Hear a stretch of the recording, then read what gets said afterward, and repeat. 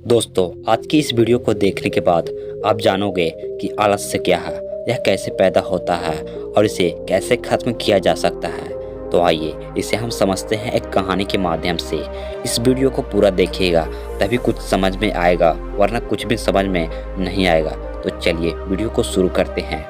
एक बार की बात है, एक आलसी व्यक्ति एक बौद्ध भिक्षु से कहता है, मुनिवर, मेरे पास बहुत आलसपन है जिसकी वजह से मैं अपने जीवन में जो करना चाहता हूँ वह कर नहीं पाता हूँ।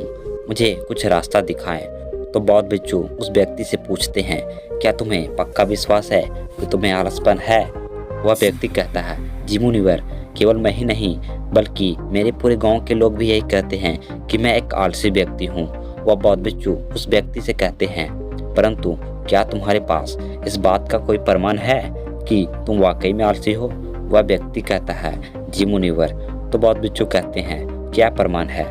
मुनिवर, मैं जानता तो हूँ कि व्यायाम करना मेरे स्वास्थ्य के लिए अच्छा तो है, लेकिन मैं चाहकर भी नहीं कर पाता हूँ क्योंकि मेरा आलस मुझे सुबह जल्दी उठने ही नहीं देता। वह बौद्ध भिक्षु कहते हैं, अच्छा तो तुम ऐसी आलस से परेशान हो? व्यक्ति कहता है, जी मुनिवर। बौद्ध भिक्षु कहते हैं, परंतु क्या तुम जानते हो कि आलस होता क्या है? वह व्यक्ति कहता है, मैं यह तो नहीं जानता कि आलस का अर्थ क्या है, परंतु यह जो भी है बहुत बुरा है। वह बौद्ध भिक्षु कहते हैं कि सबसे पहले तो तुम यह समझो कि जो भी चीज प्राकृतिक रूप से मनुष्य के भीतर है उसका कोई न कोई उपयोग है, वह बुरी या अच्छी नहीं है। आलस एक भाव है, एक विचार है जिसे जाने अनजाने में हम खुद ही पैदा करते हैं। वह व्यक्ति पूछता है, परंतु वो कैसे मुनिवर? वह बौद्ध भिक्षु कहते हैं, आलस से पैदा होने के दो कारण हैं, पहला शारीरिक और दूसरा मानसिक।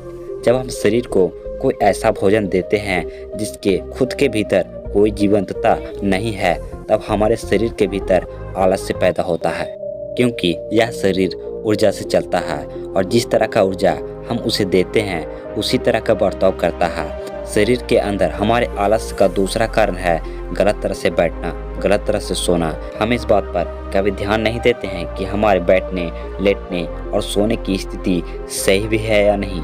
अगर तुम तथागत बुद्ध को देखोगे तब तुम पाओगे कि वह जब बैठते हैं तो उनकी रीढ़ की हड्डी बिल्कुल सीधी होती है और जब वे सोते हैं तो उनके शरीर के किसी भी अंग में कोई दबाव नहीं होता है और वे जब चलते हैं तो उनके दोनों कदमों के बीच एक ताल नजर आता है।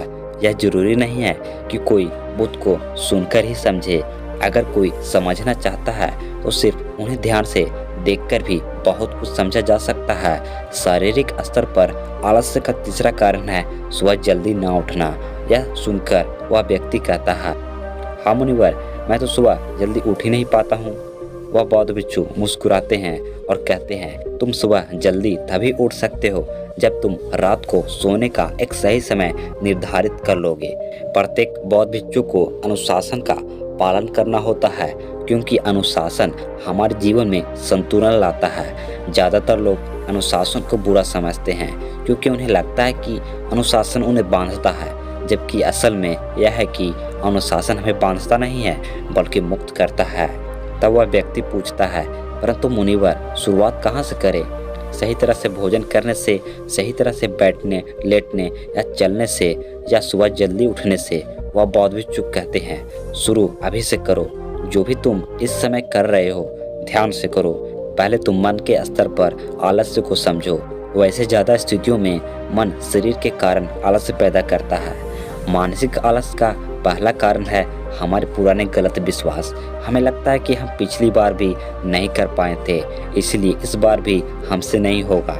हम इस बात को नहीं देखते हैं कि इस बार और पिछली बार में बहुत अंतर है।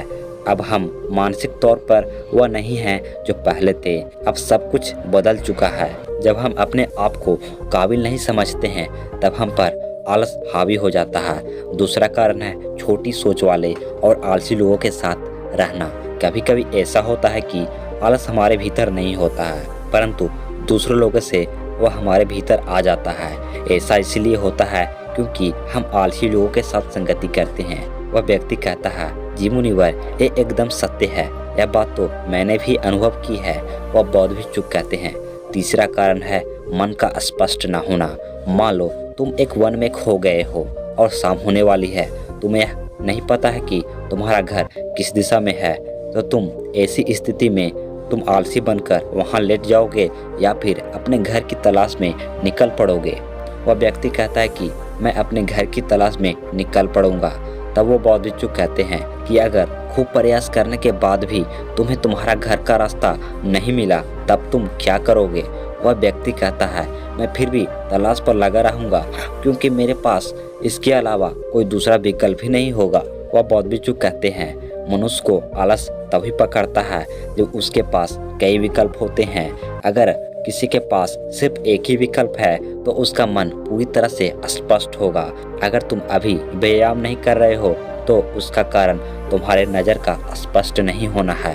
तुम अभी भविष्य में होने वाले रोगों को नहीं देख पा रहे हो, उन रोगों से होने वाली पीड़ा को महसूस नहीं कर पा रहे हो।